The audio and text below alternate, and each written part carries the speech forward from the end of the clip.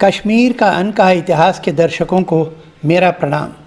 हमेशा की तरह आज भी मैं आपके समक्ष प्रस्तुत हुआ हूँ, एक और बहादुर व बुद्धिमान नारी की गाथा लेकर, जिसने न केवल अपनी प्रजा से ही अपितु अपने देश से भी बहुत प्रेम किया, परंतु निराशा के अतिरिक्त कुछ नहीं पाया।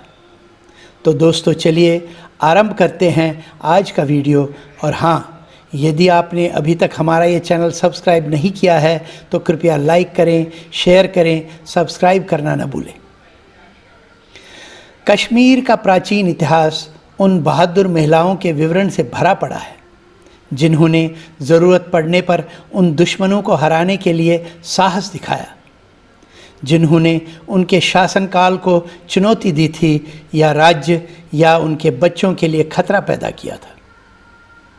इतिहासकार कल्हण पंडित ने अपनी महान कृति राजतरंगिणी में उनका शानदार शब्दों में वर्णन किया है। उत्तरी क्षेत्र के स्वामी, प्रसिद्ध स्वामीराज की बेटी, जिनका नाम सुगंधा था, चंद्रमा द्वारा पूर्णिमा की रात की तरह प्रिय थी। 9वीं शताब्दी में जन्मी सुगंधा देवी ने महारानी बनने से पहले उत्पल वंश के प्रसिद्ध राजा अवंती वर्मन के पुत्र राजा शंकर वर्मन, जो कि 883 ईस्वी से लेकर 902 ईस्वी तक सिंहासन पर रहे, से विवाह किया।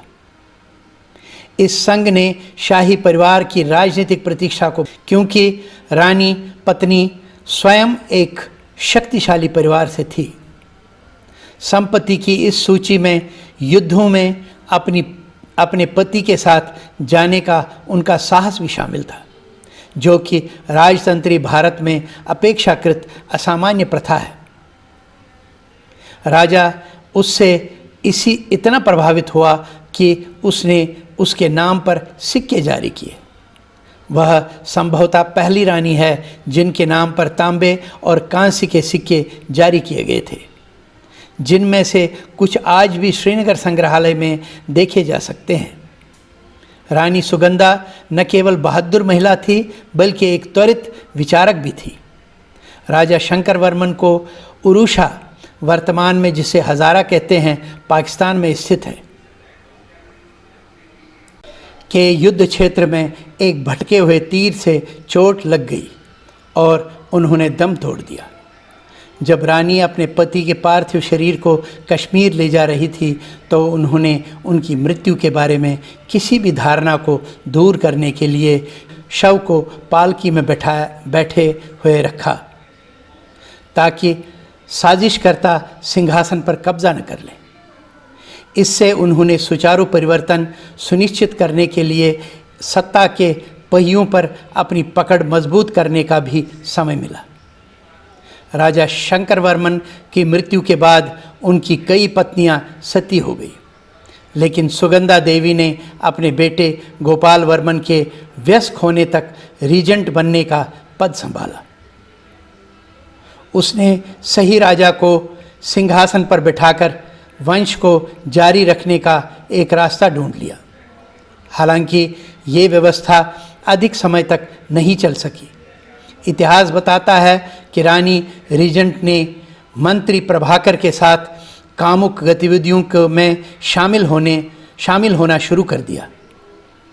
जब राजा को उनके संबंधों के बारे में पता चला तो मंत्री को खतरा महसूस हुआ और उसने 904 ईस्वी में एक जादूगर की मदद से राजहत्या की योजना बनाई। गोपाल वर्मन के भाई शंकर वर्मन के वंश के अंतिम व्यक्ति समकटा को सिंहासन पर बिठाया गया। हालांकि 10 दिनों के भीतर उनकी भी रहस्यमय परिस्थितियों में मृत्यु हो गई। कल्हण कहते हैं, इस प्रकार जब राजा शंकर वर्मन का वंश समाप्त हो गया तो अपनी प्रजा की प्रार्थना पर सुगंधा ने कश्मीर की रानी श्री सुगंधा देव बनने के लिए व्यक्तिगत रूप से शाही अधिकार ग्रहण किया। सुगंधा देवी बहादुर, बुद्धिमान और एक सक्षम प्रशासक साबित हुई। अपनी विभिन्न उदार नीतियों और कर संबंधी कारणों के कारण वह अपनी प्रजा के बीच बहुत लोकप्रिय हो गई। वह कुशलतापूर्वक साजिशों को नियंत्रित करने में कामयाब रही और विभिन्न विद्रोहों को कठोरता से कुचल दिया। कुछ इतिहासकारों का मानना है कि उन्होंने ऐसा स्पष्ट रूप से अपने पति जयलक्ष्मी के अजन्मे बच्चे के लिए सिंहासन सुरक्षित करने के इरादे से किया था, लेकिन जयलक्ष्मी की गर्भावस्था के कारण मृत बच्चे का जन्म हुआ। रानी सुगंधा का शासनकाल, जो कि 904 ईस्वी से लेकर 906 ईस्वी तक रहा, वैभवशाली था। यह छोटा था, फिर भी उन्होंने बहुत कुछ हासिल किया, जिसके कारण इसे अक्सर कश्मीर का स्वर्णिम युग कहा जाता है। उन्होंने गोपालपुरा और सुगंधपोरा शहरों की स्थापना की। प्रारंभिक मध्ययुगीन कश्मीर में धर्म की उन्नति के लिए उनके द्वारा गोपाल माथा या गोपाल मठ और गोपाल केशव एक विष्णु मंदिर की स्थापना भी की गई। अपने पति के साथ जब वो जीवित थे, उन्होंने सुगंध देश मंदिर भी बनवाया, जो वर्तमान पटन में स्थित है और अपनी विशिष्ट वास्तुकला के लिए जाना जाता है।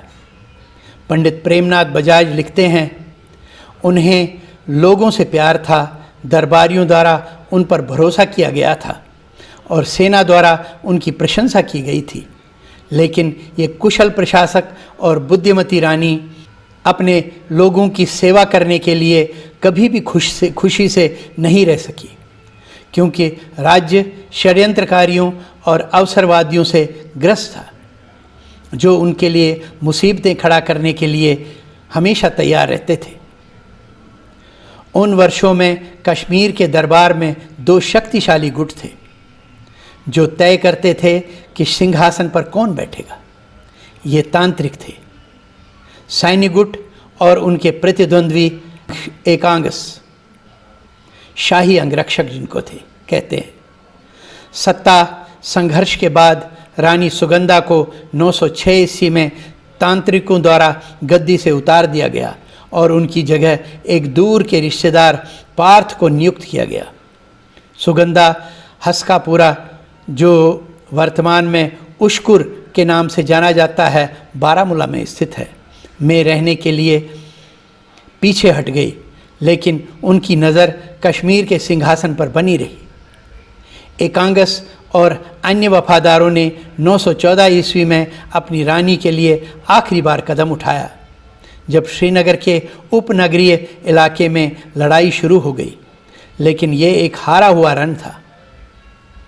सुगंधा देवी को बौद्ध विहार निष्पालक विहार में कैद किया गया। रानी सुगंधा ने वही अंतिम सांस ली। विदुषी लेखक सुगंधा पांडे ने रानी सुगंधा के बारे में अपने विश्लेषण में टिप्पणी की है, लिंग भूमिकाओं की हमारी आधुनिक समझ में सामाजिक ऐतिहासिक सुरागों को गलत तरीके से समझने की ओर ले जाती है, जो वर्तमान व्याख्याओं के अनुकूल है। जब पुल्लिंग और स्त्रीत्व को की एनालिप्टिक समझ पर विचार किया जाता है, तो परिदृश्य काफ़ी हद तक बदल जाता है।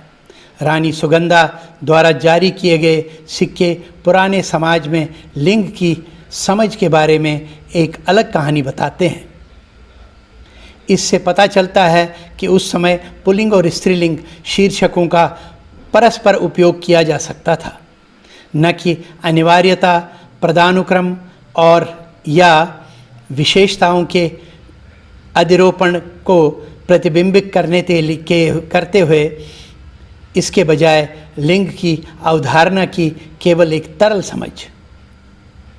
कश्मीर का इतिहास कई रानियों का दावा करता है, यशोवती, सुगंधा देवी, दिद्दा और कोटा रानी। वे सुंदर, उग्र और अच्छे शासक थे।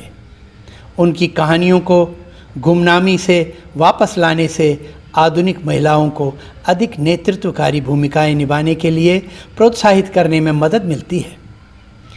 यह हर किसी को याद दिलाता है कि कैसे महिला शासकों ने साझा इतिहास को आकार दिया और सबसे बढ़कर ये महिलाओं ने अपने जीवन को जिम्मेदारी लेने के लिए प्रेरित करता है।